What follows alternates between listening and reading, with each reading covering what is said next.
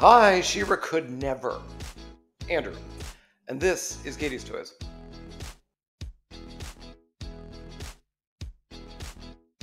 On today's MIA 80s Ladies, we're going to be talking about a line that I, like many people, thought was, let's say, derivative of another successful line back in 1984 and 1985.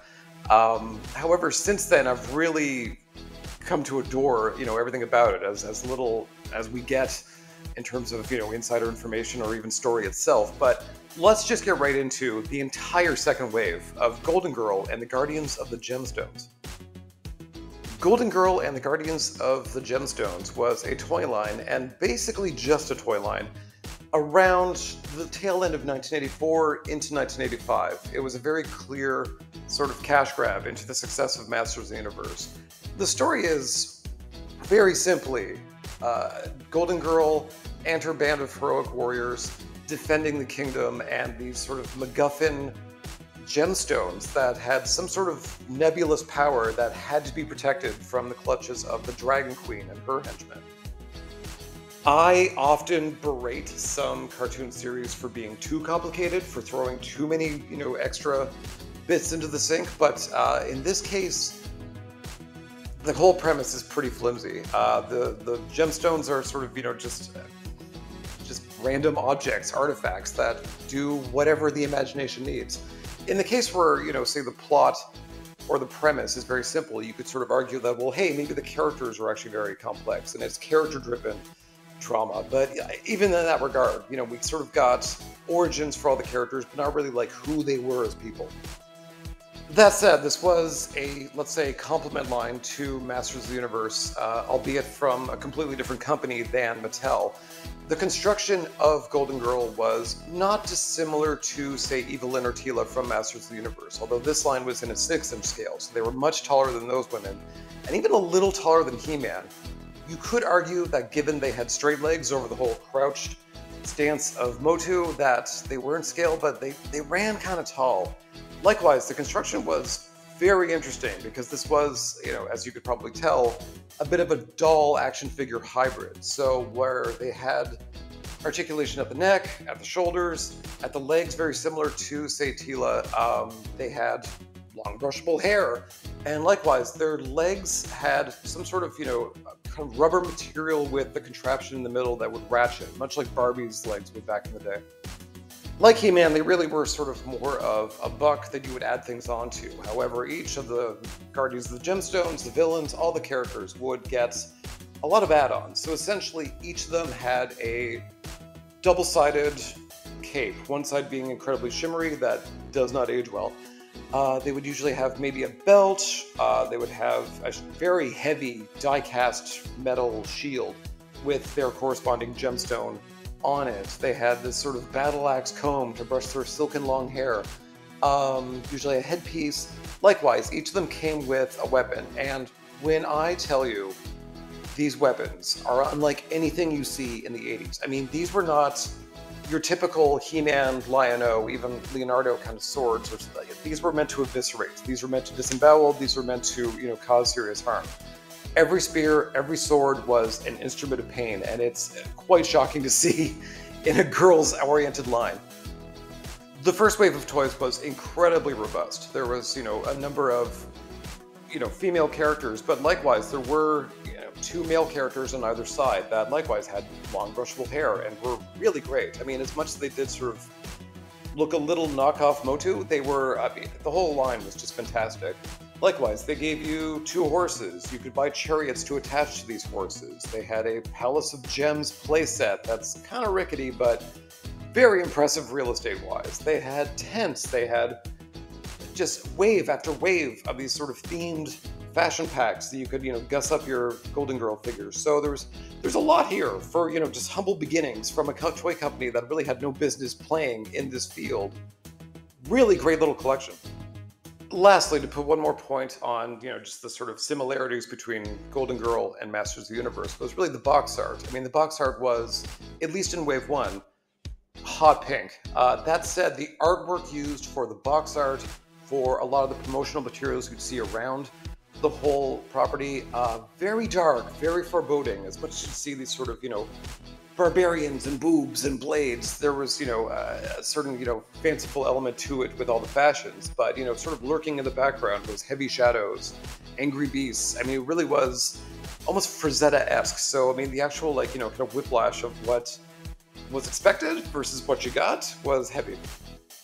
Now, if you're thinking, this all sounds very familiar, you're correct. In 1984, again, around late 1984, going into 1985, She-Ra and the Princess of Power, the spin-off line targeted towards girls from Masters of the Universe, was likewise introduced, essentially at the same time. She-Ra would, of course, go on a very different path than Golden Girl. I mean, she was created for Masters of the Universe by the boys group, and they probably would have taken She-Ra into the Golden Girl-esque kind of barbarian route. However, the girls group at Mattel, who, if you know, you know, you don't mess with them. They grabbed hold of the reins and they took it in a totally different direction. Much more fanciful, high fantasy, kind of fruity, flower petals and tutus and tea parties by a waterfall. So in the very essence, I mean, these really were two very different lines, although they sort of, achieved the very same thing. What that thing was gender-confused retailers and parents the world over. I mean, you had She-Ra, who had very strong ties to He-Man, although the whole line was largely women, and likewise Golden Girl, who was almost kind of this adult Conan-esque barbarian girl, and both were different levels of violence, let's say, different levels of play patterns, but nevertheless, the dynamic of toy stores the day was boy aisle, girl aisle, pink, blue. So, it was really kind of confusing of where to put these because gender constructs are nonsense. One last point. There's been a lot of debate over the decades since of who came first. A lot of people argue very heartily that Golden Girl hit stores 2 to 3 months before She-Ra, and other people will, claim that She-Ra really beat them to the punch. The fact of the matter is, they both filed their trademarks within a week of each other in 1984. Likewise, I mean, toy sales, toy drops, toy releases are not like a software update, where at the stroke of midnight, that's where it is. I mean, it sort of depends on which market you're in, where the shipments come in, where, stores put stuff out early. I mean, we see this constantly even today. So when someone does sort of come to you and say, well, this was first, this was the second, I mean, the moral of the story is who cares? It doesn't matter because, frankly, both things are true.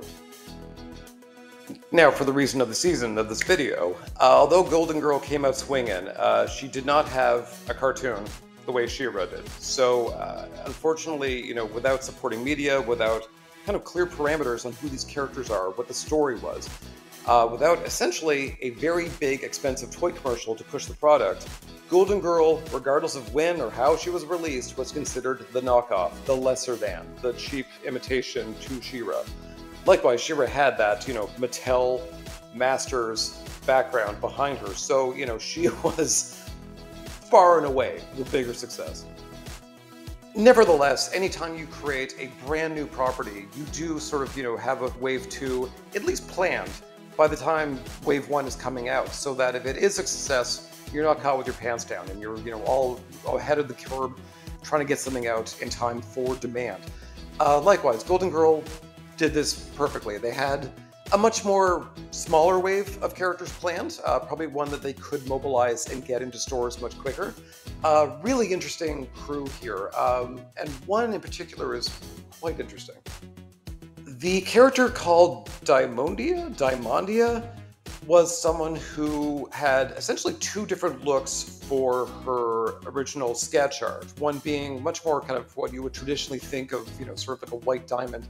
The other having much more pink hues, which a lot of the Golden Girl characters from Wave 2 likewise did. She would eventually make her way to stores. She was essentially just a ruby repaint with the Wave 2 blue box. Largely released in Europe, very small numbers. Most people sort of assume that this was a bit of a carrot to retailers to sort of give them confidence the Wave 2 was in the works. It's unclear if we would have actually gotten the proper Diamondia in Wave 2 with the more, kind of, I think, better look. the non-repaint look. But nevertheless, I mean, at least she made it out there. Others interesting of note, there was only one male character this round. It was Centura, who was like a centaur? Giant red terrifying centaur, very much like, Tim Curry from Legend. Would have been incredible to see what they would do with this, if he would be sort of packed like the, horses from Wave 1 would have. Likewise, there was a character called Turquoise, who very much had sort of an indigenous American sort of look to her, and this is another important point I'd like to bring up with Golden Girl specifically. In Wave 1, they had Onyx. In Wave 2, now they've got Turquoise. Likewise, Moth Lady was sort of racially ambiguous, let's say. On the flip side, She-Ra really didn't include anything of the sort. I mean, we didn't get a black character until Natasha in Wave 3, and that's too late. Unfortunately, we don't really have much information on these characters, much like the ones that were released, frankly. I mean, we had Spider Chick, we had Pearl, we had... Again, the stones they are named after, but beyond that, we don't really know what their motivation is, whose even side they're on. Information is pretty scarce on this line as a whole. I mean, researching this has not been fun. And what I'm sort of saying is sort of generally accepted facts, but we don't really have even much origin of sort of the whys and the hows. And that really brings up another important point. It's pretty clear that Golden Girl was meant to be a companion line that goes with another company's toy line. Meanwhile, Mattel actually created She-Ra, which, was in theory supposed to be, hand in hand with Masters of the Universe, but very much went in a different direction. I don't want to say, corporate sabotage or corporate espionage, but I mean, if you've ever watched the Toys That Made Us video on Barbie and the Mattel Girl Group, you know what they did to Gem. So I really don't know. I really don't have facts here, but it looks a little suspect nevertheless. Very, very lastly, although I did mention there wasn't a cartoon for Golden Girl, the art style of the merchandise around the action figure line did change very dramatically very late in the game. So originally, as I mentioned, we kind of go off of the box art, the dark, foreboding, forbidden realm of Angoria. But they did sort of pivot when it came to lunchboxes, to t-shirts, to the sort of ancillary merchandise around it, and it looks like a very, very gorgeous sort of animated look. Likewise, a YouTube video, a commercial about just Golden Girl, not the toys, not any specific product, but just Golden Girl as a whole, was released, and it seemed to be very much clips of what could have been a cartoon. A very, again, gorgeously animated, beautifully designed, very faithful to the toys. This could be not dissimilar to Masters of the Universe very first commercial, where we got Filmation doing very cool looking and very toy accurate versions of those characters. But in this case, this may have been a pilot that was never finished or never released. We don't know who made it, or if there's a master tape out there anywhere. I mean, there's really a lot more questions that still haunt me at night. So the final verdict here is pretty cut and dry. Had Galoob still been a thing, and this being, sort of the 40th-ish anniversary of Golden Girl, it might have been, behooved them to do a retro pack or a new line, or, sort of test those waters again. Unfortunately, Galoob was eaten by Hasbro in 1998, and although Hasbro still does occasionally use the Galoob logo for things like Micro Machines, they really don't do much with it, or frankly, any properties they have. Hasbro is very much someone who takes all the competition and then sits on it like a dragon on a pile of gold. So if you're waiting for Hasbro to do something with Golden Girl, no. That said, Hasbro has long, been happy to license out their own properties. They'll give it to a smaller company who will sort of go do the work, take the risk, make the money, or not make the money. Either way, Hasbro gets paid. So we see this a lot with, say, Integrity Toys' Gem, or Fresh Monkey Fiction doing Cops now, what have you. Even Playmates is doing Hasbro's Power Rangers line. So, is it out of the ordinary? Absolutely not. Could someone actually, go in and say, yes, I would like a piece of that Golden Girl pie? Perhaps. I don't know if the audience is there yet. There is a very strong, dedicated fan base. Whenever I do talk to, the lady nerds, they either kind of vaguely remember it or they love it, and there is no in between. I don't pretend to be an expert on the girls' toys. I barely pretend to be an expert on the boys' toys, but the fact is, if you have been paying attention to Integrity's Gem, to Monster High, to these sort of properties, the girl groups are connected. The girls got that expendable income. The girls will go and pay and drop top dollar for something that they want. So if there is a small company out there interested in getting, a very, very limited run, very niche doll action figure line back in the market, I mean, this might be it. I wouldn't hold your breath, but it would be fun to revisit this, either again as a vintage line or a brand new collector style. As it stands now, the only way to get Golden Girl is to go the vintage route. I've had them once, I sold them. I've had them twice, I sold them again. It's one of those things where I love them, but there is a big problem, and that being whatever materials they're used when making them originally stinks. And I mean literally smells. So I usually try to hide them amongst strawberry shortcakes to try to mask the smell. I don't know if it's the hair, I don't know if it's the capes, I don't know if it's those gummy knees with the weird ratchets. I don't know what it is, but they goddamn stink. So just bear that in mind if you're going to collect this line. And that'll about do it for Golden Girl and the entire second wave. It's a great line, really, very simple concept, but not unlike, early days of Masters of the Universe. It's one of those things where you can really, take these things and drive it with your own imagination. So I really do hope they do get some sort of, second coming in the next few years. I'm not confident in that, but nevertheless, definitely check them out. I mean, go read up on them. Go, try to find these YouTube commercials. I mean, they're great. Everything's just, very fun, violent, everything we loved in the 80s. So thank you for watching. Thank you for liking, subscribing, commenting, all those YouTube-y things. And I will see you next time on MIA 80s Ladies.